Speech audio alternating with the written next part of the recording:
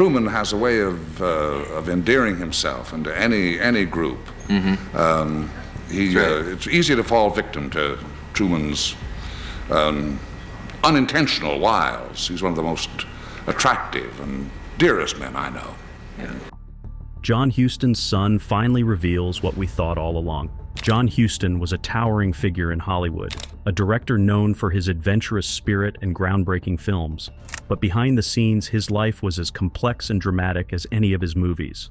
My memories of my father were very like that of a pirate. I remember him returning from faraway countries bearing exotic gifts, and his long white beard and his wonderful voice telling me tales of his travels. With 5 marriages, numerous love affairs, and a passion for living life on the edge, Huston's personal story is a tale of triumphs and tragedies. How did this legendary filmmaker navigate the highs and lows of his tumultuous life? And what secrets did he keep hidden from the world? Join us as we delve into the untold story of John Huston. Early life and family.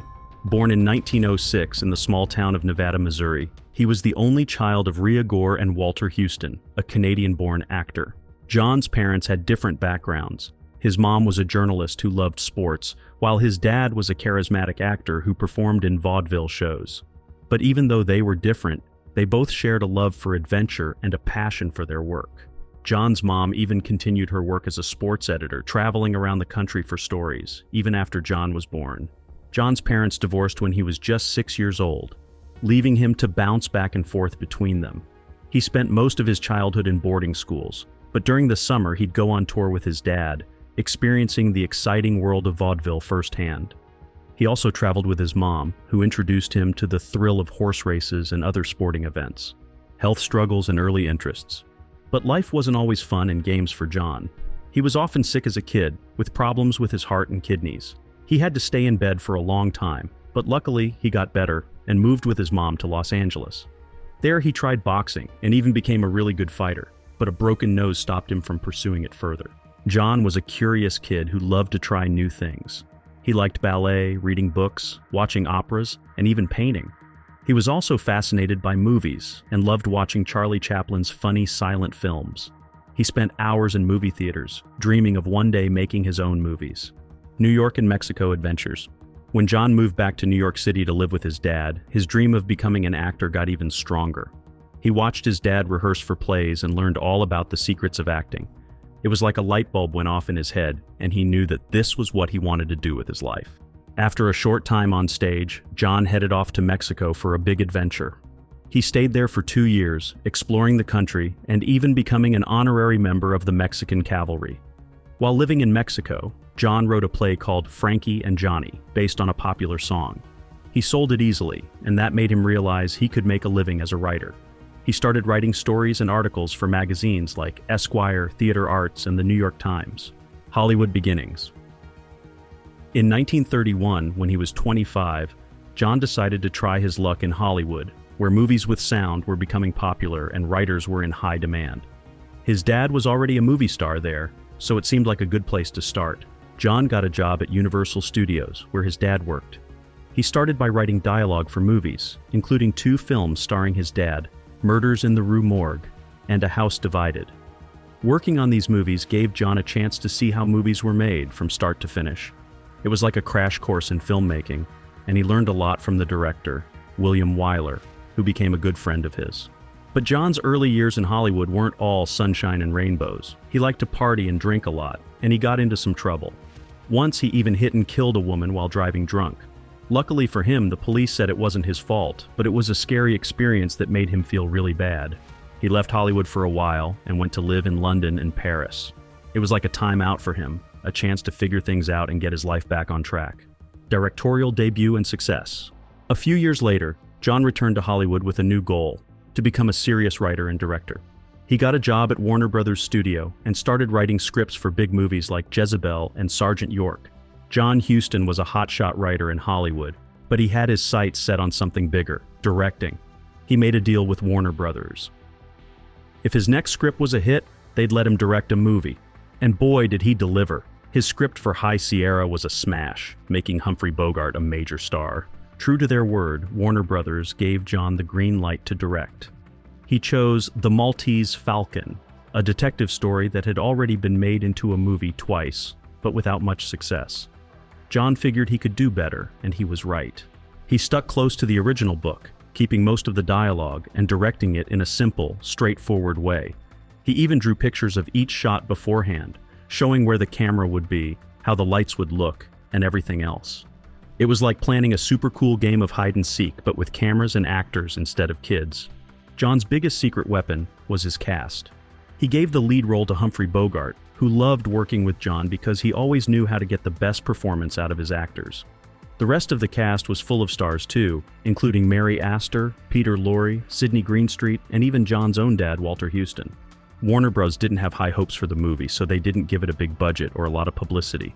But as soon as people saw it, they loved it. Critics called it a classic, the best detective movie ever made. John even got nominated for an Oscar for his screenplay. War films and post-war Hollywood. In 1942, John Huston traded in his director's chair for an Army uniform. He joined the United States Army during World War II and started making movies for the Army Signal Corps. He even became a captain. He made 3 films that some people think are among the best movies ever made about World War II. One of his movies was called Report from the Aleutians, which showed soldiers getting ready for battle.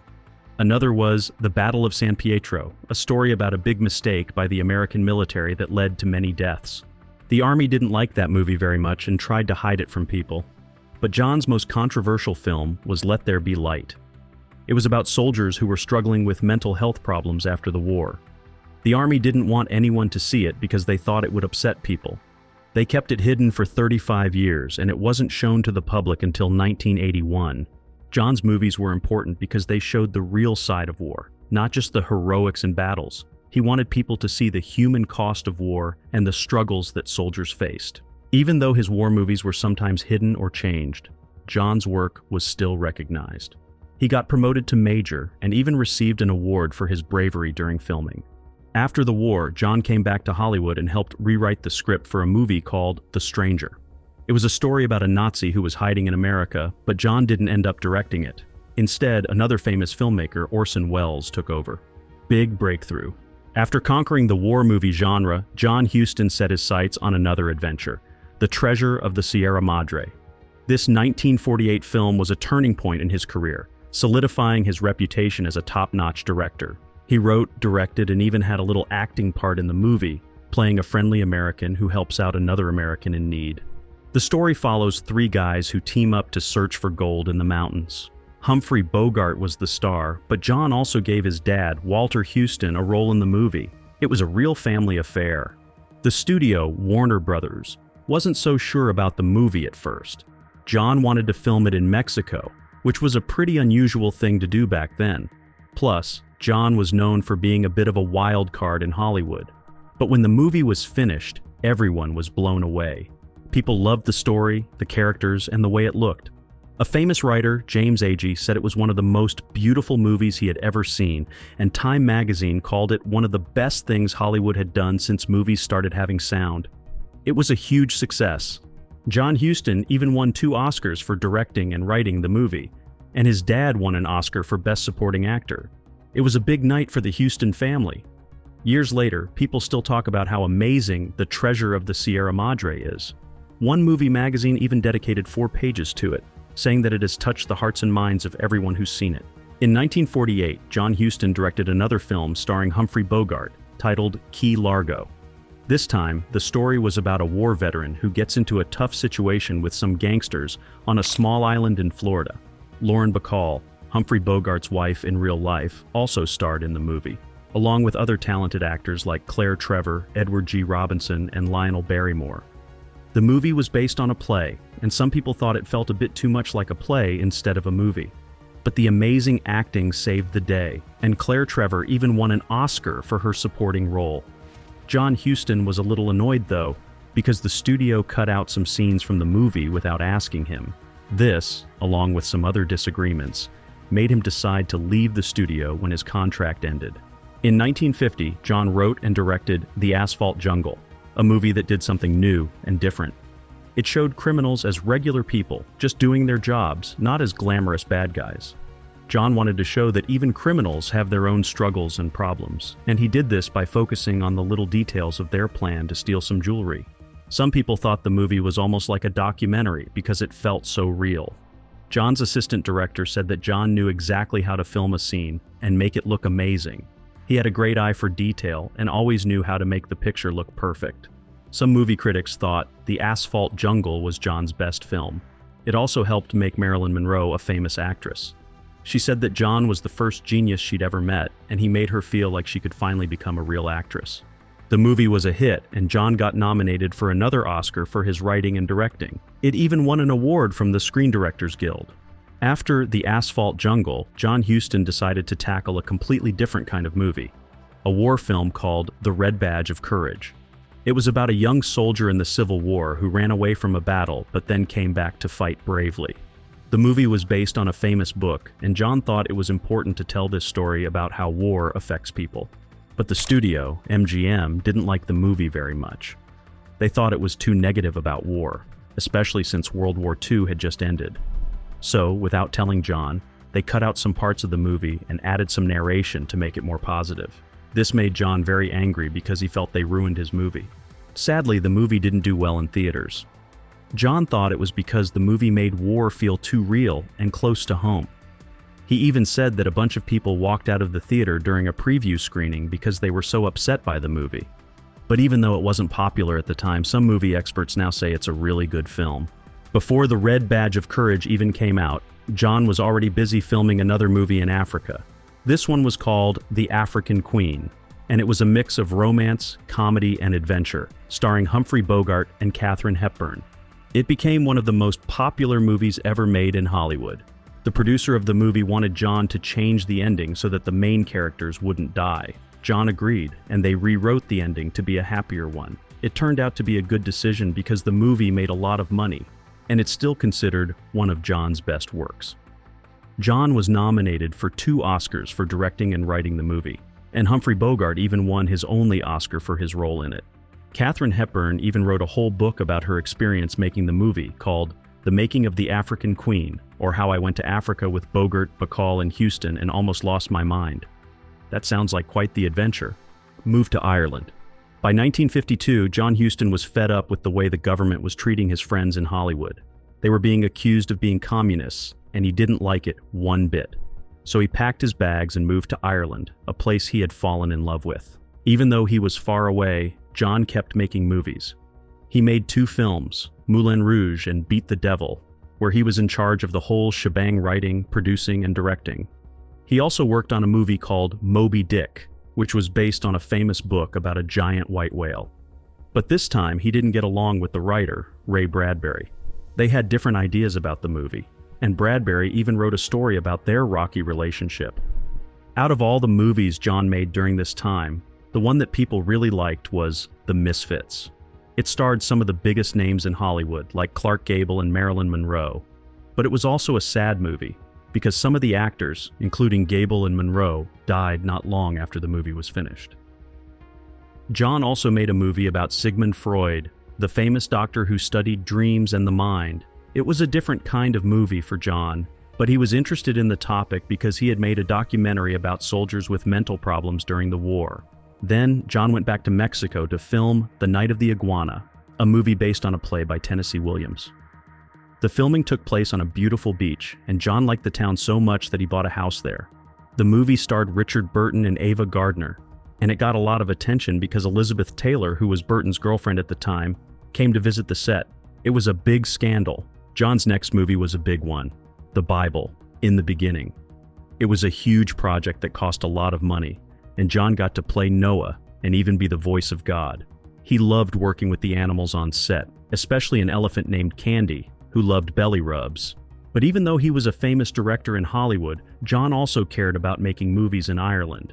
He thought it was important for Irish filmmakers to tell their own stories. He even helped the Irish government create a film industry, and he made sure they gave tax breaks to movie companies that filmed in Ireland. He loved Ireland so much that he became an Irish citizen and lived there for many years. Later career and final projects. John Huston's filmmaking journey continued with a bang in the 1970s. After a few not-so-great movies, he came back with a winner called Fat City. It was a story about an old boxer trying to make a comeback, and it was so real and touching that it got nominated for a bunch of awards. People loved the movie, and a famous critic named Roger Ebert even said it was one of John's best. But maybe John's most awesome movie of the 70s was The Man Who Would Be King. It was a super fun adventure film about two guys who try to become kings in a faraway land. John had been wanting to make this movie for years, and it finally happened with Sean Connery and Michael Caine as the stars. People loved the exciting story and beautiful scenery, and even Steven Spielberg, the guy who made Jurassic Park, said it inspired his own adventure movie, Raiders of the Lost Ark. After that movie, John took a long break from directing. When he came back, he made a movie called Wise Blood, which was about religion and some pretty weird stuff. It showed how John wasn't afraid to tackle difficult subjects and tell stories that made people think. Next, he made Under the Volcano, his last movie set in Mexico. It was about an ambassador who drank too much during World War II. The movie was really good, especially the acting, and it did well in smaller theaters that showed independent films. John's very last movie was called The Dead, and it was based on a famous story. He was very sick while making it, but he directed most of it from a wheelchair because he needed an oxygen tank to help him breathe. Even though he was struggling, John finished the movie, and it turned out to be a masterpiece. It got nominated for 2 Oscars and was loved by critics. Roger Ebert even said it was one of the best movies ever made. Personal life and legacy. John Huston's love life was as adventurous as his filmmaking career. His first marriage was to Dorothy Harvey in 1926. They were young and full of passion, but sadly, the marriage didn't last. They divorced 7 years later. John's second wife was Leslie Black, whom he married in 1937. But their marriage wasn't smooth sailing either. John had a wandering eye, and he even had an affair with a married woman named Marietta Fitzgerald. Their relationship was so passionate that they supposedly broke a friend's bed during one of their trysts. John and Leslie eventually divorced in 1945. In 1946, John married actress Evelyn Keyes, but this marriage also ended in divorce in 1950. During their time together, they adopted a son named Pablo, whom John had found as an orphan in Mexico. John's fourth marriage was to Enrica Soma in 1950. They had 2 children together, Tony and Angelica, who both followed in their father's footsteps and became actors. Sadly, Enrica passed away in a car accident in 1969, leaving John heartbroken. John's final marriage was to Celeste Shane in 1972. This marriage didn't turn out so well either, and John even referred to Celeste as a crocodile in his autobiography. They divorced in 1977, and John later said that if he could do it all over again, he wouldn't have married for the 5th time. John Huston's love life was full of ups and downs, but it's clear that he was a man who loved deeply and passionately. Despite the challenges he faced in his relationships, he always sought companionship and found joy in the company of strong and independent women. John Huston was more than just a movie director. He was a larger-than-life personality who lived life on his own terms. People who knew him said he was smart, charming, and graceful. He had a smooth, calming voice that people often tried to imitate, but it was unique to him. John loved being outdoors, especially hunting when he lived in Ireland. He was a true adventurer, having been a boxer, a reporter, a writer, and even a horseback rider in Mexico before becoming a famous filmmaker. He also enjoyed a good drink and the company of women. Some people even say that his life was more exciting than many of his movies. But John's life wasn't always easy. He had a dark side, and sometimes his love for adventure got him into trouble. In 1933, he got into a terrible car accident while driving drunk. Sadly, a woman was killed, and John had to take a break from being in the public eye. Even though he was cleared of any wrongdoing in the accident, it shook him up pretty bad. He felt guilty and sad about what had happened. This event made him realize that he needed to make some changes in his life. Despite his wild ways, John was a deep thinker and had interesting ideas about life and religion. He didn't follow any particular religion, but he still thought about big questions and tried to understand the world around him. John's daughter, Angelica, said that he didn't like the fancy part of Hollywood. He preferred to be in nature, surrounded by animals and real people, not fake ones. He was a complex and fascinating person, full of contradictions and surprises. But one thing was for sure. John Huston lived life to the fullest, and he left behind an incredible legacy of movies that continue to inspire and entertain people today. John Huston wasn't just a whiz with a camera. He was also a talented painter. In fact, he said that painting was the most important thing in his life. He even studied art at a school in Los Angeles and later in New York City. He kept painting throughout his life, setting up studios in all his houses. He also collected lots of art, especially old art from ancient civilizations. But John's love for smoking caught up with him. In 1978, he was told he had a lung disease called emphysema, which makes it hard to breathe. By the end of his life, he could only go about 20 minutes without needing oxygen to help him. Sadly, John passed away in 1987 from pneumonia, which was made worse by his lung disease. He was 81 years old. John Huston is buried in Hollywood Forever Cemetery alongside his mom. He had many friends in the movie business, including Orson Welles, the guy who made Citizen Kane. He was also good buddies with Humphrey Bogart, the star of The Maltese Falcon. When Bogart passed away, John even gave a speech at his funeral, which is a way to say goodbye and share nice memories about someone who has died.